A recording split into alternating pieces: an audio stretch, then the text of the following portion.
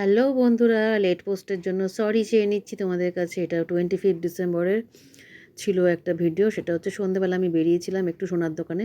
মানে সেদিন থেকে আমি একটা টাকা জমানো শুরু করেছি, কিছু একটা বানাবো ঠিক করে, ওই 1 বছরের একটা স্কিমে। ঠিক আছে? তো তারপরে ওখান থেকে আমার আর ঘোরার জায়গায় কোথাও নেই, চলে গেলাম বাজারে। বাজার তো ছিলই, তাও যেন একটু কেনার, মানে কেনার লোভ।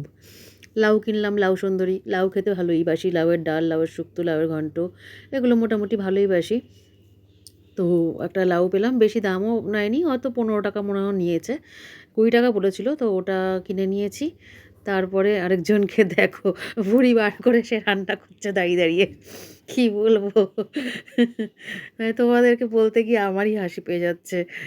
তারপরে লাউ কেনার পরে কিনেছি হচ্ছে, কী কী কিনেছি নিজেই ভুলে গেছি।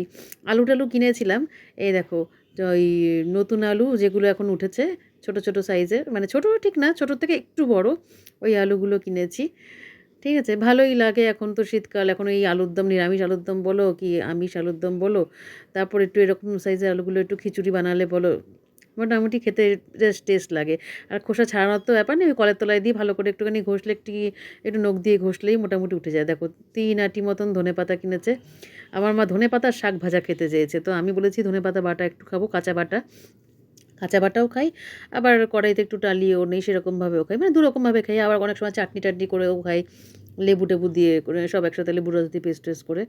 ঠিক আছে, তারপরে কী কী কিনেছি দেখাচ্ছি সব পর করে, যদিও সবই ছিল মোটামুটি, তাও এই শীতকালের লোভ, একটু রাস্তায় গেলেই বাজারের কথা মনে পড়ে। কাঁচা লঙ্কা কিনেছি, আর শীতকালের কাঁচা লঙ্কা মানে প্রচণ্ড ঝাল হয়, তোমরা জানো। বর্ষাকালে কাঁচা লঙ্কা আমার একদম খেতে ইচ্ছে করে না, মানে লঙ্কা চিবিয়েই যাই, ঝাল পাই না।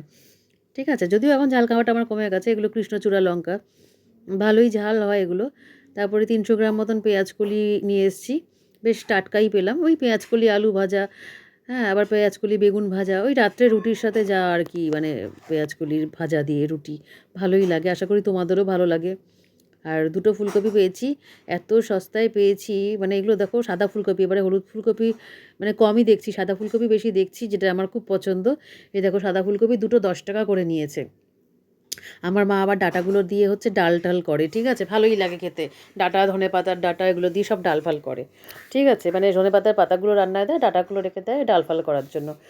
তো একটু ভালোই লাগে, আর লঙ্কা থেতো করে ডালের মধ্যে দিয়ে দেয়, মানে নামানোর ঠিক আগে।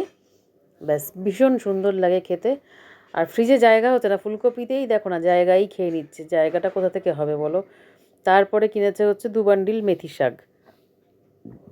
মেথি শাক কাটাটা ভীষণ, মানে আমার কাছে বিরক্ত করে। আমি যদিও পাতাগুলো ছিঁড়তাম, তো আমার মা যতক্ষণ কচি ডগাটা পায় ততক্ষণ ডগাগুলো দেয়, বুড়োর ডগা দিকে সেগুলো আর দেয় না।